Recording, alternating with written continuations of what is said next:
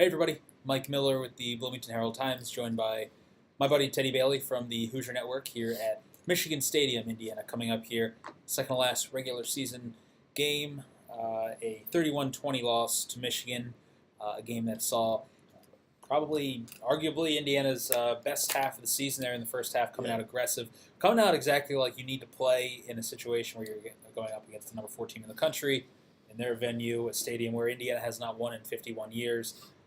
Playing the kind of football that you had to play. You had a really, really strong opening effort from Peyton Ramsey, who was as effective on the ground as he was in the air. Defensively, it was in ways kind of like what we saw against Maryland last week. Bend don't break at times.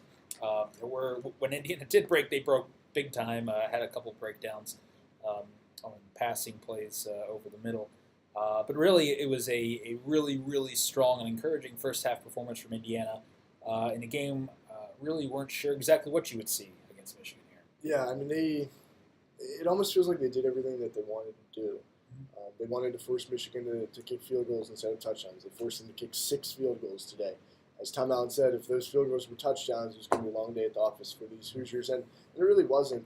So they did that. They established a running game that had 143 yards from Stevie Scott. He eclipsed 1,000 yards, set the all-time record for IU freshman rushing yards.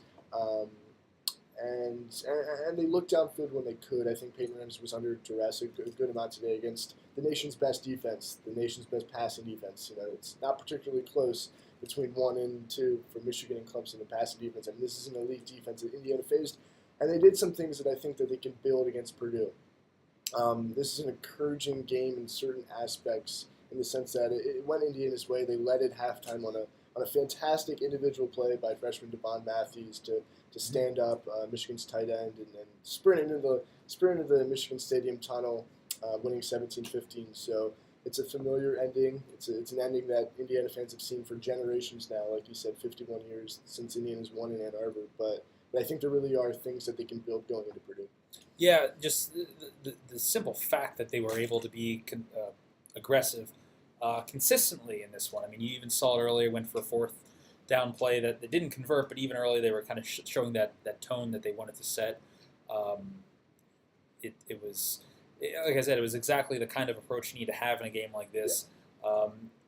Even at the end of the half, Michigan scores, goes up, 15-10 with like 4.5 minutes left in the first half. Indiana doesn't try to bleed the clock. They don't try to go conservative there. They're going right down the field with a 41-yard completion between Ramsey and Westbrook that sets up a 25 before that to Timmy. And they were doing exactly what you wanted to see. They didn't really revert to that conservative nature that we've kind of seen at times.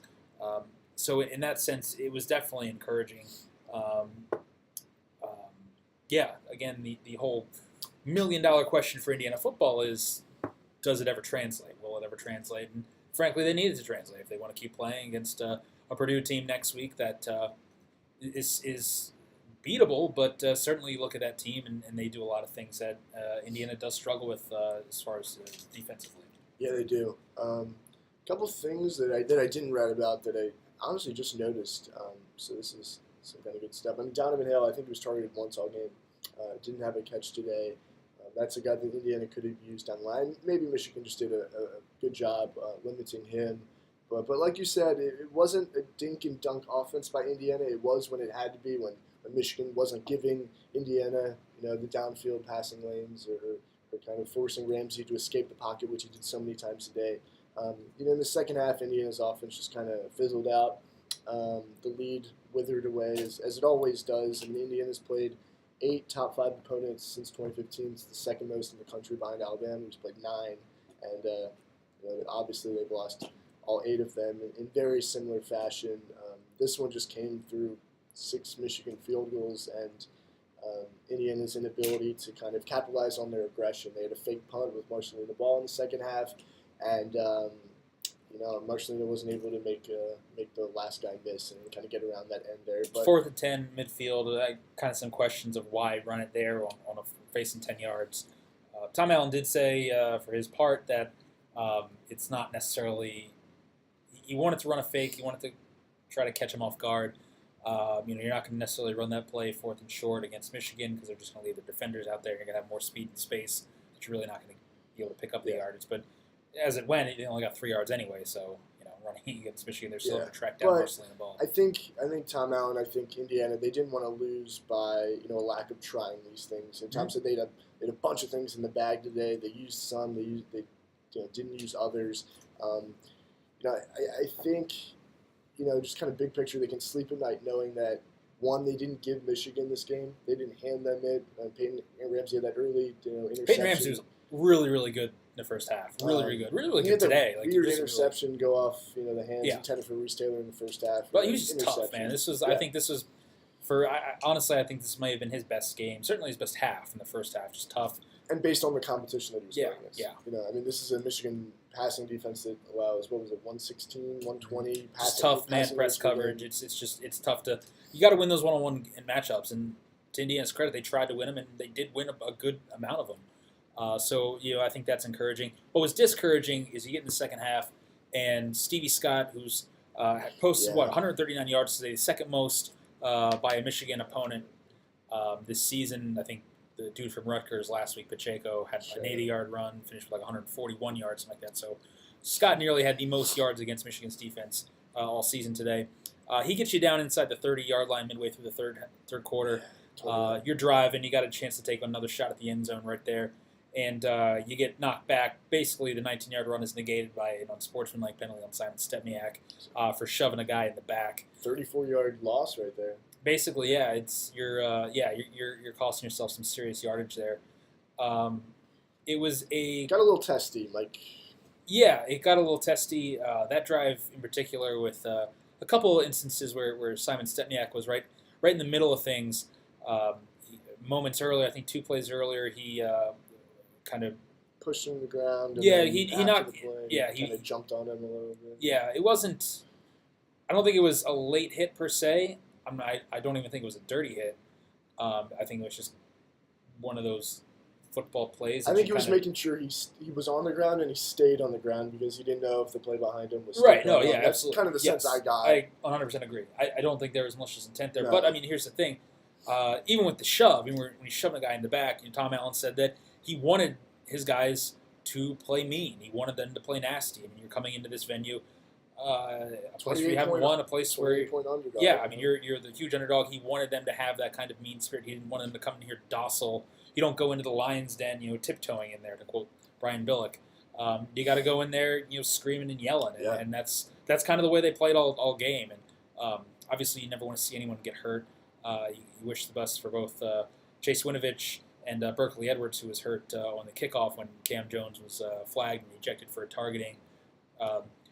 Tom Allen said that he wanted to see a mean streak. Obviously, again, doesn't want to see anyone get hurt. That was not the intent. But he doesn't want any penalties either. Right, I'm sure. But you want to have a guy. You want to have a team that doesn't back down. You want to have a team that is willing to play. Frankly, I think it's been a fair criticism of Indiana's offensive line that they aren't mean enough at times, and I think that it's not an offensive line that has always been mean enough and pushed guys around, really establish themselves as a unit that's going to push you around. So. That's fair. Every week, Tom Allen says that he wants Indiana's offensive line to kind of dictate how the things go in the trenches, and they did that more than I think we thought they would today. Oh yeah, I absolutely. 139 yards. For a freshman. A freshman. We thought he would eclipse 1,000 yards this season. We didn't think it would be today. And we only thought he would do that after he had one heck of a start. Here we're still talking about a guy who was maybe 4th string on the depth chart. Start of August. So. Really, really impressive season from Steve Scott. As a linebacker and a running back, and here we are. So there's that. There's also young players who stepped up on Indiana's defense. This is something that we talk about James every Miller. week. It's kind of a broken record, but James Miller got the start today at linebacker, true freshman. Had that big 3rd down play. 3rd and 2 at. It was Higdon on that run, and I think like the IU-15 or something like that. Forced him for another field goal, basically. So it was exactly kind of what Indiana was playing for today. Don't give up big plays. They can get their chunks, but kind of hunker down in the red zone. Where Tom Allen says he feels like they're getting better, and he trusts them more inside the red zone to make those plays in the shorter field. So it worked for the most part. It's almost like, I don't want to say they're letting them get down the field, but it's almost like they're okay with letting them getting down the field. And then once they reach the red zone, once they approach the red zone, they just. I don't know what it is. Maybe that's an identified strength that Allen has seen in this young defense. that maybe they can capitalize on kind of bunkering down in the red zone and living to fight another day in the sense that, field goals aren't really going to kill you unless there's 6 of them. It'll be tough next week because, again, like I said, that is going to be a That's a big play generating. that's exactly that's it's a tough matchup, I think, for this defense. But I think, as we've seen in recent years, even as Purdue has struggled recently, those games are always seemingly competitive at the very least, and IU's got it on their home field. No telling, too, what Purdue's going to be feeling or looking like going into their regular season finale, as all these rumors around Jeff Brom's future at Purdue swirl. So that's a kind of a storyline to keep track of. Triple overtime loss today to Wisconsin, so it's both teams will be playing for the bucket then. So it'll actually be the second time in as many years and the second time in series history that both teams are playing for both the bucket and bowl eligibility, which is pretty remarkable. 4th consecutive year that Indiana needs a bucket win to bowl. Yep. So they've been in this situation before. Yeah, they've been in this situation before. Tom Allen has approached it differently than he has last year, so we'll see if that actually manifests in a better performance against Purdue. Last year, it's still hard to really wrap my mind around how poorly Indiana played out of the gates against Purdue last year in a game where they knew what the stakes were, they just didn't show up until it was too late. So we'll see. We'll see what happens. Again, a 31-20 loss here to Michigan at the Big House.